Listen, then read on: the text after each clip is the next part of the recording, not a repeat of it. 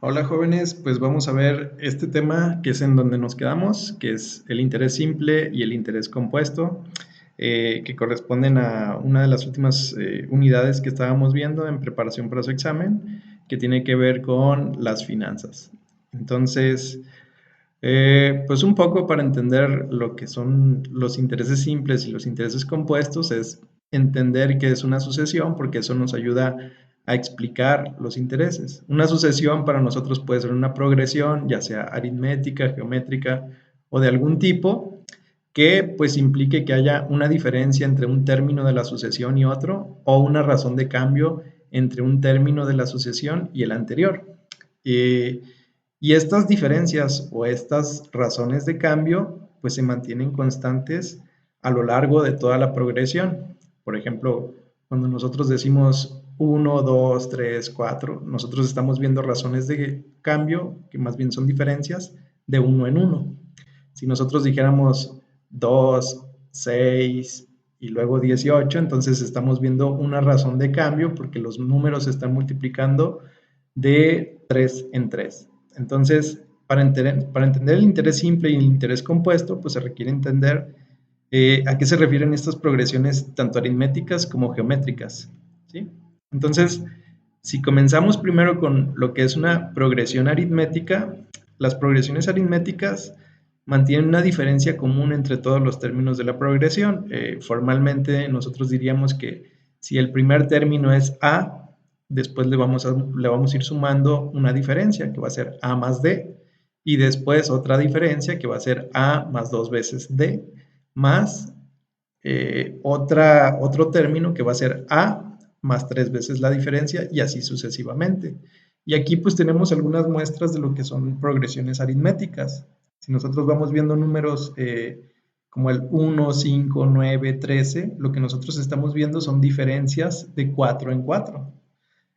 Las progresiones no necesariamente tienen que ir creciendo, pueden ir decreciendo. El segundo ejemplo que tienen aquí abajo, pues es la progresión que va de 12, 10, 8, 6. Si ustedes se fijan, la diferencia es un menos 2.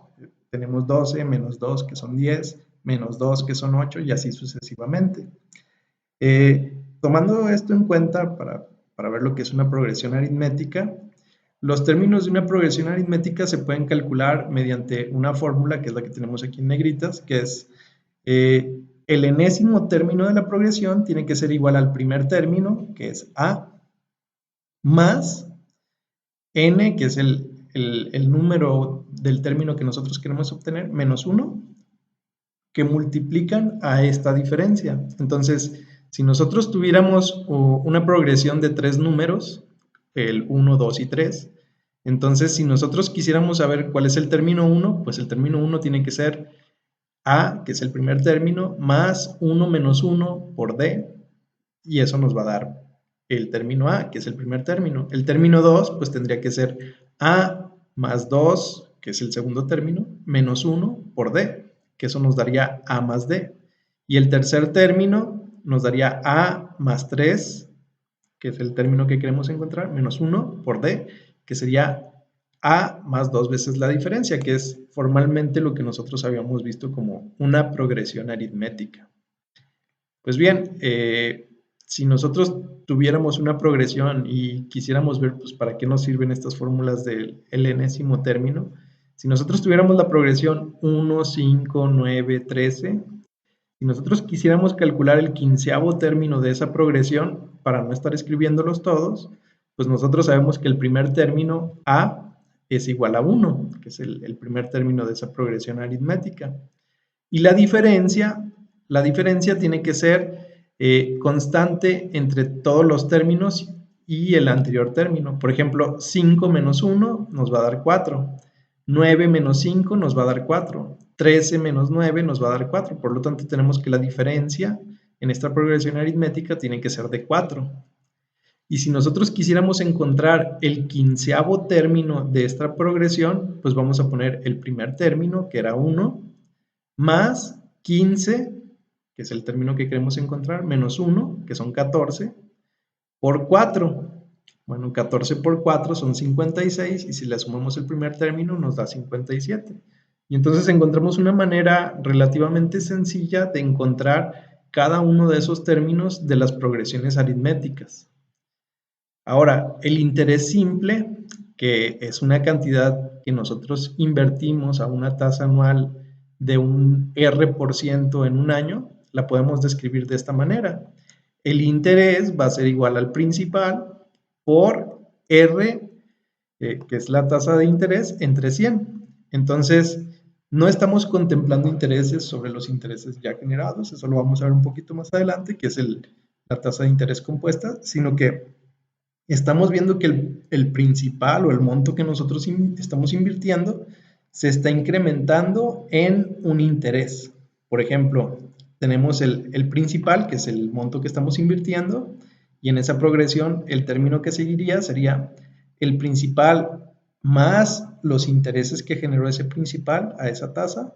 En el tercer término tendríamos el principal más 2 veces el interés que se generó, y así sucesivamente para cada uno de los términos. Entonces, en términos más sencillos, la tasa de interés simple la podemos modelar de alguna manera con las progresiones aritméticas.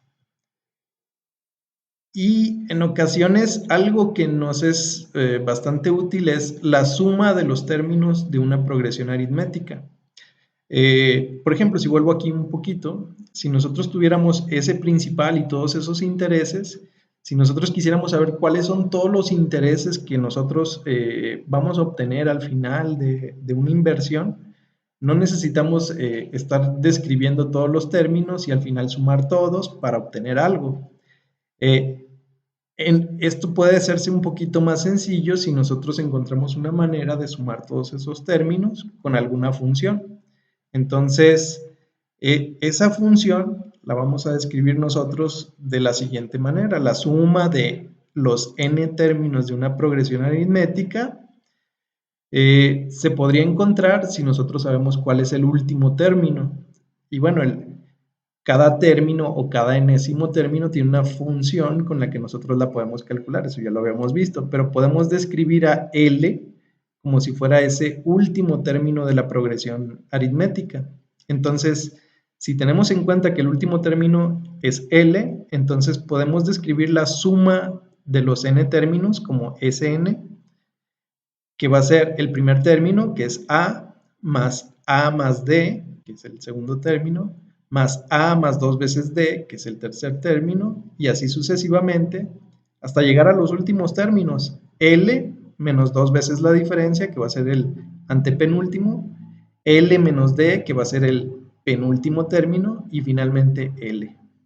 Ahora, esta suma de términos de una progresión aritmética la podemos acomodar al revés, comenzando del último y hacia el primero. Por eso, aquí en el segundo renglón de esa suma, nosotros lo que tenemos es L más L menos D más L menos 2 veces D, y así sucesivamente hasta llegar al primer término, que es A. Tenemos dos formas de representar lo que es la suma de una progresión aritmética. Entonces, si nosotros tratamos de resolver para estas sumas de las progresiones, entonces si sumamos ambos renglones, nosotros vamos a tener que 2 veces la suma de los n términos tendrá que ser igual a n por a más l. ¿Por qué se da este resultado? Si ustedes se fijan en el primer término de la suma, pues tenemos a, y a le estamos sumando l. En el segundo término, arriba vamos a tener a más d y abajo l menos d. Lo que estamos haciendo es restar esos términos d que se están anulando entre ellos, y si se fijan, en cada uno de los espacios, lo único que nos está quedando es a más l. Por eso, a final de cuentas, 2 veces la suma de los n términos tiene que ser igual a n veces a más l. Y si nosotros despejamos, pues entonces solo sería cuestión de dividir todo entre 2, y tendríamos que la suma de los n términos de una progresión aritmética tendría que ser igual a n entre 2, los n términos entre 2, por 2 veces el primer término más el penúltimo término por la diferencia. Eso nos daría la suma de una progresión aritmética, y con eso nosotros podemos encontrar ya sea los pagos que nosotros vamos a hacer a un interés simple o los pagos que nosotros vamos a recibir si nosotros prestamos alguna cantidad de dinero a una tasa de interés simple. Y aquí tenemos pues un ejemplo. Si nosotros tenemos 20 términos, es decir, en esa progresión hay 20 pagos que comienzan desde el 2 y que van con una diferencia de 3 en 3, 2, 5, 8, 11 y así sucesivamente, pues nosotros sabemos que el primer término A tiene que ser igual a 2 y que la diferencia pues tiene que ser constante, que es de 3.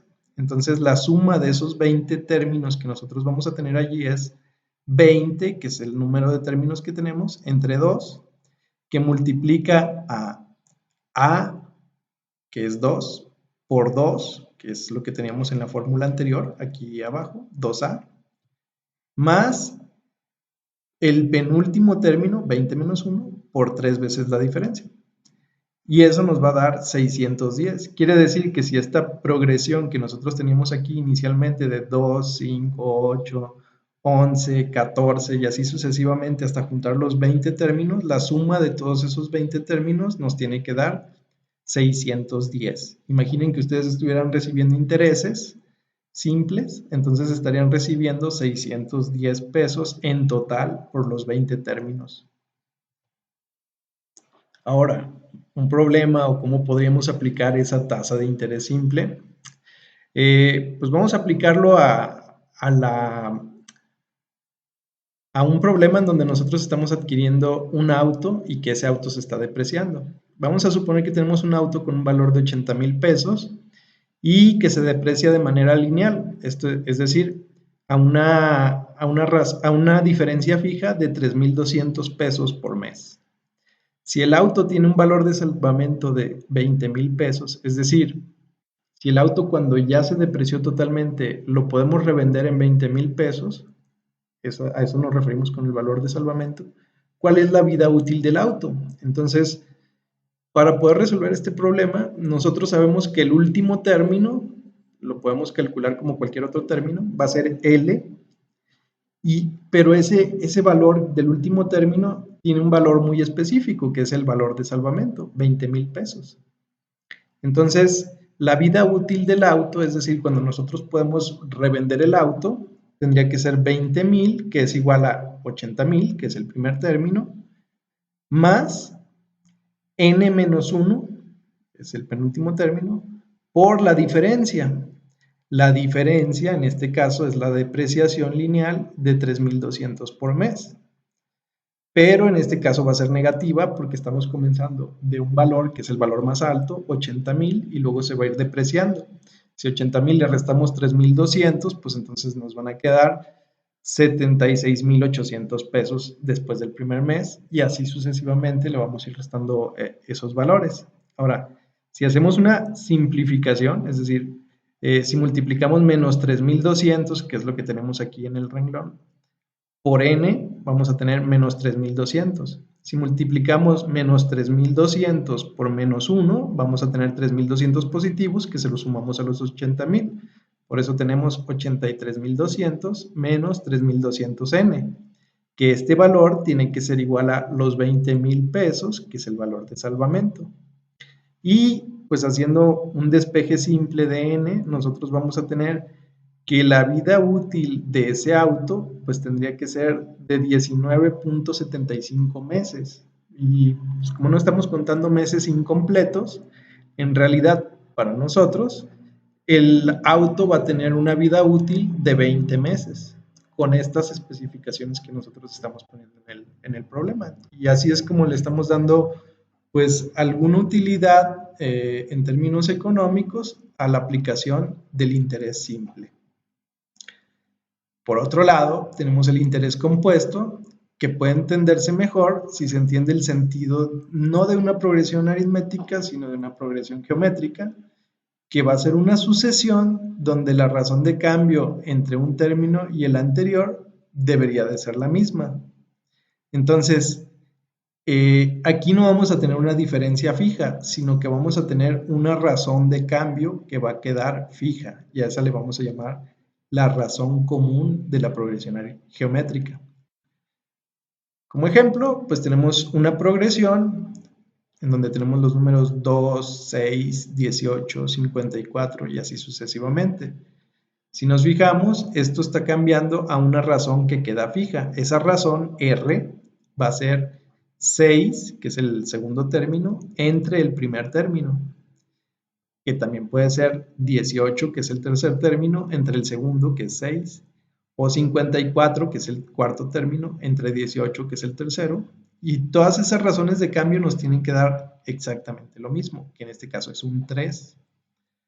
Esa es la forma en cómo nosotros calculamos esa razón común. Ahora, toda progresión geométrica está dada por la siguiente progresión: A, AR, que es el segundo término, AR al cuadrado, que es el tercer término, y así sucesivamente hasta los n términos que nosotros tengamos. Y al igual que teníamos con las progresiones aritméticas, en las progresiones geométricas tenemos una función del enésimo término, que es Tn, que va a ser igual a por R a la n menos 1. Y con eso nosotros estamos calculando cualquier término de una progresión geométrica. En este ejemplo, en esta misma progresión, si nosotros quisiéramos calcular el octavo término de la progresión, pues nosotros sabemos que el primer término era 2, por eso tenemos que A es igual a 2. Y la razón de cambio, pues ya la sabíamos, era 3. Entonces, si sustituimos valores, vamos a tener 2 por 3, bueno, aquí me equivoqué, le puse 14, en realidad es 8. Vamos a tener 3 elevado a la séptima potencia por 2, que eso nos va a dar 4.374. Y así nosotros obtenemos el octavo término de una progresión geométrica. Y al igual que en las progresiones aritméticas, si nosotros queremos la suma de cada uno de los términos que están contenidos en esas progresiones, entonces nosotros podemos tener dos casos distintos. Cuando la razón común es mayor que 1, pues vamos a tener una suma de todos esos términos de la progresión geométrica. Pero cuando la razón común es menor que 1, como lo puede ser en las tasas de interés, entonces ahí sí nosotros vamos a tener otra suma de esa progresión geométrica. Y aquí ustedes pueden ver los dos casos en cómo nosotros obtenemos esas sumas de las progresiones geométricas. Si nosotros quisiéramos encontrar la suma de los primeros 10 términos de la progresión geométrica 2, 6, 18, 54, pues nosotros primero tenemos que saber cuál es la razón común. Ya la sabíamos, es 3. Sabíamos que el primer término es 2. Entonces, sustituyendo todo eso en la segunda función, porque la razón común es 3 y 3 es mayor que 1, entonces nosotros vamos a tener 2, que es el primer término, que multiplica a 3, que es la razón común, elevado a la décima potencia, menos 1. Y todo eso dividido entre 3 menos 1. De esta manera, los primeros 10 términos de esta progresión geométrica nos tienen que dar un valor de 59.048 unidades. Es decir, que si nosotros estuviéramos viendo el interés que se va generando a través de un préstamo y que este sea convertible anualmente, entonces nosotros tendríamos 59.048 pesos de intereses que se pueden estar sumando. Una vez comprendido esto de las razones, esto de las progresiones geométricas, entonces el interés compuesto contempla el interés sobre los intereses ya acumulados, que, bueno, ustedes como estudiantes de economía habrán visto esto en muchos ejemplos sobre teoría del crecimiento económico, en donde se crece sobre lo que ya se creció en términos de un país o una región.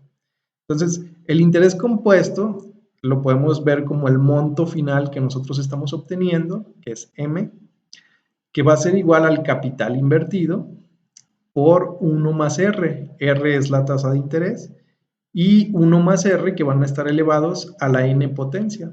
N, en este caso, es el número de periodos en los que nosotros estamos manteniendo esa inversión.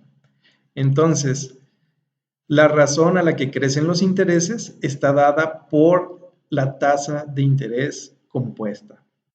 Aquí tenemos un ejemplo de cómo utilizar esto. Se tiene una inversión a una tasa de interés compuesta anual del 10%, entonces el monto invertido es de 20,000 y se mantuvo la inversión por 4 años. ¿Cuál es el valor del monto invertido después de estos 4 años? Es decir, si nosotros invertimos 20,000 pesos a una tasa del 10% compuesta anual, ¿cuánto vamos a obtener al final de esos 4 años?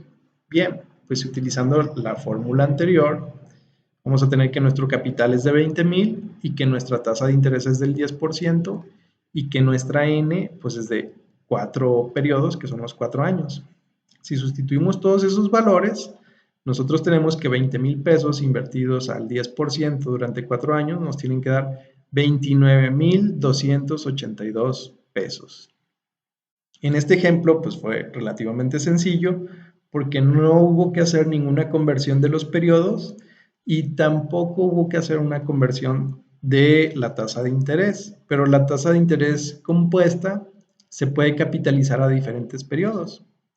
Veamos el mismo ejemplo, que es una inversión a una tasa de interés compuesta anual del 10%, pero que sea capitalizable trimestralmente. Es decir, esa tasa del 10% que es anual se va a capitalizar una vez al final de 3 meses, otra vez al final de los 6 meses, otra vez al final de 9 meses y una vez final a los 12 meses. Entonces, el monto invertido va a ser el mismo, 20,000, y se va a mantener la inversión por los mismos años, que son 4. Para poder obtener el monto final, nosotros tenemos que transformar el periodo a trimestres y no a años. Entonces, 4 años contienen 16 trimestres y se requiere transformar la tasa de interés a trimestral. Si tenemos una tasa del 10% y la dividimos entre 4, porque cada año tiene 4 trimestres, entonces nosotros vamos a tener una tasa trimestral de 2.5%. Y haciendo las sustituciones en la misma fórmula que ya teníamos del interés compuesto, vamos a tener el capital, que son 20,000, por 1 más la tasa de interés elevado a la 16 periodos. Y a diferencia del ejercicio anterior, aquí nosotros tenemos un monto de 29,690.11 pesos. Diferente de lo que teníamos si eran una tasa de interés compuesta anual y capitalizable anual, que era de 29,282 pesos. Ligeramente mayor, como va a ser siempre, que se capitalice a un periodo de tiempo más corto, en este caso trimestral. Ahora, esa misma función de la tasa de interés compuesta, que es la que ya habíamos visto aquí, donde el monto es igual al capital por 1 más la tasa de interés elevado a la n periodos, si nosotros despejamos el capital para nosotros tiene que ser el valor presente, es lo que en el tiempo cero nosotros estamos invirtiendo y a eso le llamamos valor presente. El valor presente tiene que ser igual al monto entre 1 más la tasa de interés elevado a la n periodos. Entonces, si nosotros quisiéramos saber cuál es el valor presente de una inversión, pero nosotros solamente sabemos la tasa de interés, el periodo de tiempo transcurrido y sabemos el monto que nosotros vamos a obtener en ese tiempo, pues podemos saber cuál es el capital que nosotros invertimos para llegar a ese monto. Aquí tenemos otro ejemplo. ¿Cuál es el valor presente de un monto de 30,000 pesos? Es decir, en un futuro nosotros vamos a recibir 30,000 pesos y ese futuro va a ser en 3 años a una tasa de interés capitalizable anualmente del 8%. En este ejemplo es relativamente sencillo, no vamos a hacer ninguna conversión de tiempo ni de tasas. Vamos a tener 30,000 entre 1 más 0.08 elevado a la 3, que nos va a dar 23,814.97 pesos. Es decir, para obtener 30,000 pesos en 3 años a una tasa del 8%, nosotros necesitaríamos invertir hoy 23,814 pesos con 97 centavos. Lo podemos complicar un poquito más, sí, se puede complicar un poquito más si nosotros viéramos que la tasa de interés fuera capitalizable semestralmente, por decir un ejemplo. Entonces tenemos los mismos datos, solo que la tasa ya no es del 8% anual, capitalizable anual, perdón, sino capitalizable semestralmente. Entonces el periodo va a cambiar a semestres, 3 años por 2 semestres que contiene cada año van a ser 6 periodos y la tasa va a cambiar a semestres. En vez de tener el 8%, nosotros vamos a tener 8 repartido entre 2 semestres, que es 4%. Haciendo el mismo ejercicio para calcular el valor presente, si la tasa fuera capitalizable semestral, nosotros hoy tendríamos que invertir 23,709 pesos con 44 centavos para que dentro de 3 años nosotros obtengamos 30,000 pesos. Y así es como nosotros utilizamos la tasa de interés compuesto y el valor presente para pues calcular montos y tasas de interés. Otro ejemplo que nosotros podríamos utilizar sería el interés compuesto y el valor presente para tratar de encontrar el número de periodos que nosotros queríamos encontrar. Entonces, si nosotros no sabemos cuál es el monto que queremos invertir, perdón, el monto que queremos recibir, ni el capital que queremos invertir, pero sí sabemos cuáles son los cambios, es decir, nos podríamos preguntar cuánto tiempo tomará para que un capital que nosotros invertimos se duplique. Si el valor del dinero es del 12% compuesto mensualmente. Es decir, a una tasa de interés del 12% que se capitaliza cada mes, ¿en cuánto tiempo nosotros veríamos que se duplique el dinero que nosotros estamos invirtiendo? Si eso lo sustituimos en la primera función, que es la función del monto, que es esta que tenemos aquí, nosotros vamos a sustituir esta m, que es el monto, porque queremos que se duplique, entonces esto tiene que ser un 2, y el capital o esta letra C tiene que ser un 1, y la tasa de interés pues tiene que ser del 12% capitalizable mensualmente. Es decir, esa tasa de interés del 12% la tenemos que dividir entre 12 y nos va a dar un 1%. ¿Sí? Y aquí lo tenemos todo ya sustituido. 2, que es igual a 1, por 1 más 0.1, que es la tasa de interés, y todo elevado a la n periodo. ¿Por qué? Bueno, porque lo que nos interesa es saber el tiempo. Entonces nosotros queremos ver el tiempo, que es n. Si desarrollamos un poquito más, para despejar esta n, nosotros tendríamos que aplicar logaritmos naturales. Entonces, vamos a tener el logaritmo natural de 2, que es igual a n por el logaritmo natural de 1.01, que es lo que teníamos aquí arriba. Y si queremos despejar n, pues el logaritmo natural de 1.01 lo vamos a tener que dividir en toda la ecuación. Eso va a ser logaritmo natural de 2 entre logaritmo natural de 1.01, que es igual a n periodos. Quiere decir que nosotros, si hacemos ese despeje y hacemos el cálculo, vamos a tener 69.66 periodos. Como la tasa de interés que estamos manejando es compuesta mensual, esto se refiere a meses. Entonces tenemos 69.66 meses, que si redondeamos un poquito, estos son 70 meses van a tomar para que nosotros podamos duplicar la inversión que nosotros, el capital que nosotros invertimos a una tasa de interés del 12% compuesta mensualmente. Bueno, hasta aquí esto es lo que tiene que ver con el valor presente de una inversión y con el interés compuesto. Les envío algunos problemas y pues ya después me pongo de acuerdo con ustedes por si tienen algunas dudas, ver la forma en cómo retroalimentamos. Muchas gracias.